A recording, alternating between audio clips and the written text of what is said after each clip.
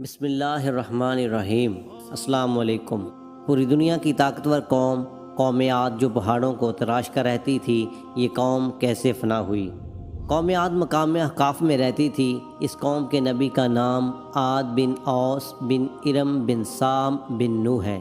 یہ قوم بہت ہی بدعمال، بد کردار اور بت پرست قوم تھی، جس کی طرف اللہ تعالیٰ نے اپنے پیغمبر حضرت ہود علیہ السلام کو ان لوگوں کی ہدایت کے لیے بھیجا، مگر اس قوم نے اپنے تکبر اور سرکشی کی وجہ سے حضرت ہود علیہ السلام کو جھٹلا دیا اور اپنے کفر پر اڑے رہے۔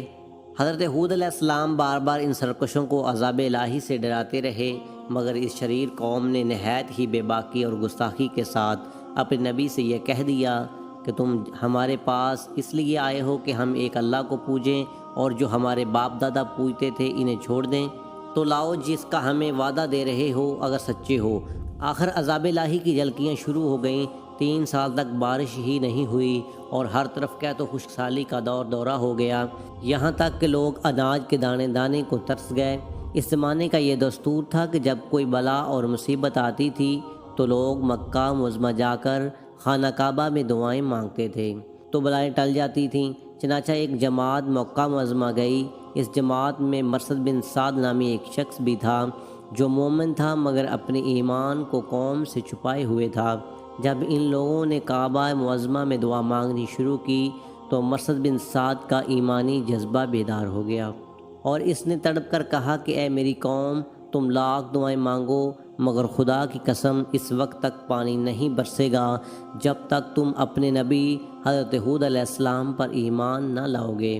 حضرت مرثد بن سعد نے جب اپنا ایمان ظاہر کر دیا تو قوم عاد کے شریروں نے ان کو مار پیٹ کر الگ کر دیا اور دعائیں مانگنے لگے۔ اس وقت اللہ تعالیٰ نے 3 بدلیاں بھیجیں، ایک سفید، ایک سرخ اور ایک سیاہ، اور آسمان سے ایک آواز آئی کہ اے قوم عاد، تم لوگ اپنی قوم کے لیے ان 3 بدلیوں میں سے ایک بدلی کو پسند کر لو۔ ان لوگوں نے کالی بدلی کو پسند کر لیا اور یہ لوگ اس خیال میں مگن تھے کہ کالی بدلی خوب زیادہ بارش دے گی۔ چنانچہ وہ ابر سیاہ قوم عاد کی وادیوں کی طرف چل پڑا۔ قوم عاد کے لوگ کالی بدلی کو دیکھ کر بہت خوش ہوئے۔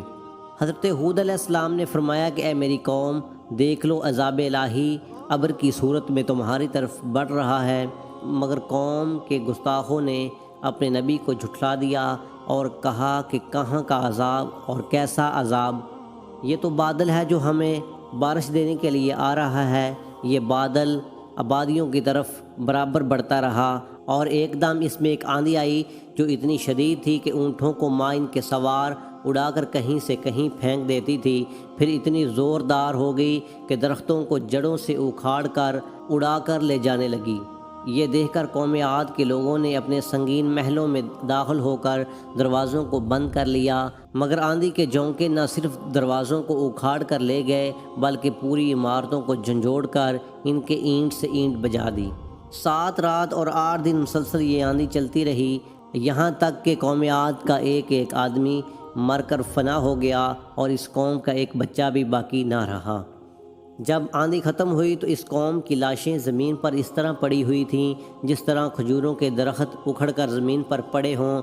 پھر قدرت خداوندی سے کالے رنگ کے پرندوں کا ایک غول نمودار ہوا جنہوں نے ان کی لاشوں کو اٹھا کر سمندر میں پھینک دیا، اور حضرت ہود علیہ السلام نے اس بستی کو چھوڑ دیا اور چند مومنین جو کہ ایمان لائے تھے ساتھ لے کر مکہ مکرمہ چلے گئے اور آخر زندگی تک بیت اللہ شریف میں عبادت کرتے رہے۔ قرآن کریم کے اس دردناک واقعے سے یہ سبق ملتا ہے کہ قوم عاد جو بڑی طاقتور اور قدآور قوم تھی اور ان لوگوں کی مالی خوشحالی بھی نہایت مستحکم تھی، کیونکہ لہلہاتی کھیتیاں اور ہرے بھرے باغات ان کے پاس تھے۔ پہاڑوں کو تراش تراش کر ان لوگوں نے گرمی اور سردیوں کے لیے الگ الگ محلات تعمیر کیے تھے۔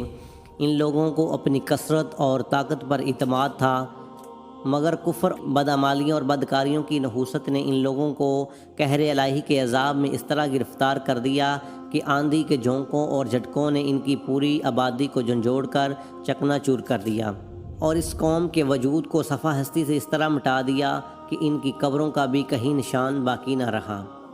تو پھر بلا ہم لوگوں جیسی کمزور قوموں کا کیا ٹھکانہ ہے کہ عذاب الہی کے جھٹکوں کی تاب لا سکیں؟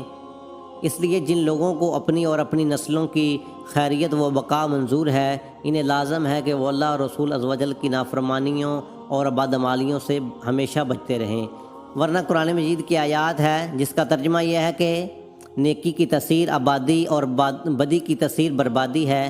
قرآن مجید میں پڑھ لو کہ بہت سی بستیاں اپنی بدکاریوں اور بدعمالیوں کی وجہ سے ہلاک و برباد کر دی گئیں، اور دوسری آیات میں یہ بھی ہے کہ اگر بستیوں والے ایمان لاتے اور ڈرتے تو ضرور ہم ان پر آسمان اور زمین سے برکتیں کھول دیتے، مگر انہوں نے تو جھٹلایا تو ہم نے انہیں ان کے کیے پر گرفتار کیا۔ تو اللہ ہم سب کا حامی ناصر ہو۔